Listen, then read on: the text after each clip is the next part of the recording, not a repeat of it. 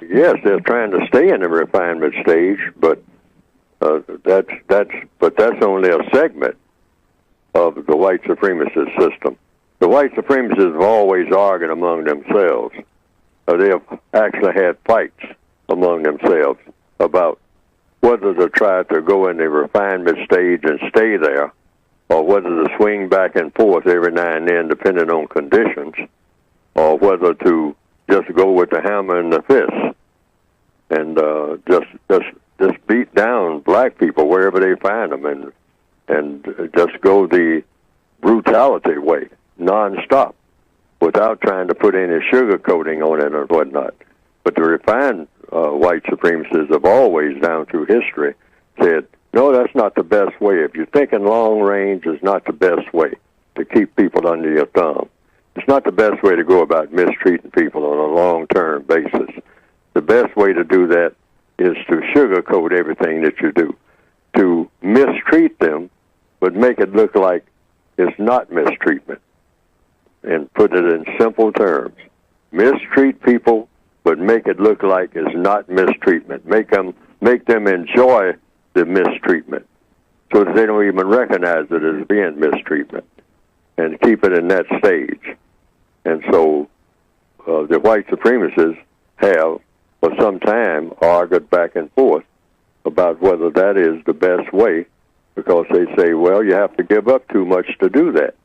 I mean, you reach a point where you have to, you just have to go back and be brutal and whatnot, and just stay in that range.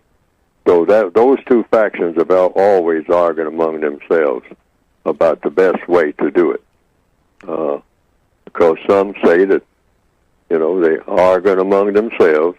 Some say that it's just use brute force, and because that's clean, that's neat, that's cheaper, really. And the refined white supremacists say, no, it's not cheaper, because it means that you got to use brute force every day, all the time, and you got to do it everywhere, and you have to be on the alert all the time. That is real expensive, just like in any gangster operation. Mm-hmm.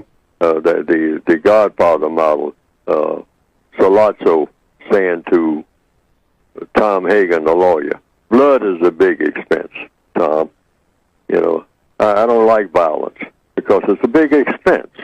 The violence itself is okay, but it's a big expense. Mm-hmm.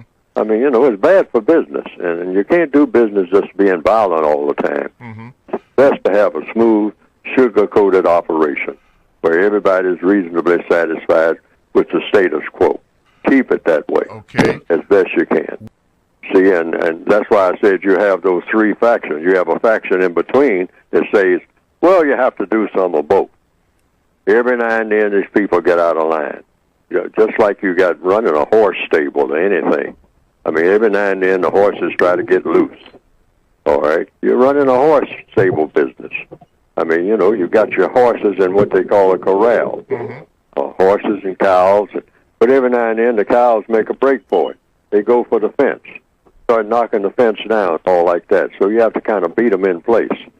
You beat the horses back in place. You send the cowboys out. You rope them and whatnot. That's what the ropes are for. You kind of steer them. I mean, you get the horses. If you're herding cows, you use the horses, encircle the cows and send them back into the corral when they break out every now and then. And then everything is back, and you get some hay, and you pacify them, and you keep them in that area. And every now and then, though, you have to be a little rough with them. I mean, and you make sure that you got them all neatly branded, which is a painful process sometimes. But to make sure that if they do kind of get away, you can always track them down and say, hey, this is my horse. This is my cow. They got my brand on them. They got my name on them, et cetera, et cetera, et cetera. So that's just the way that works. So they always kind of, like in any business, you have business partners that have a dispute among themselves about how the business is run. Mm-hmm. The system of white supremacy worldwide is a business, and the victims of racism should understand that. I mean, it's not about how somebody feels. It's a business, and that's the core of it.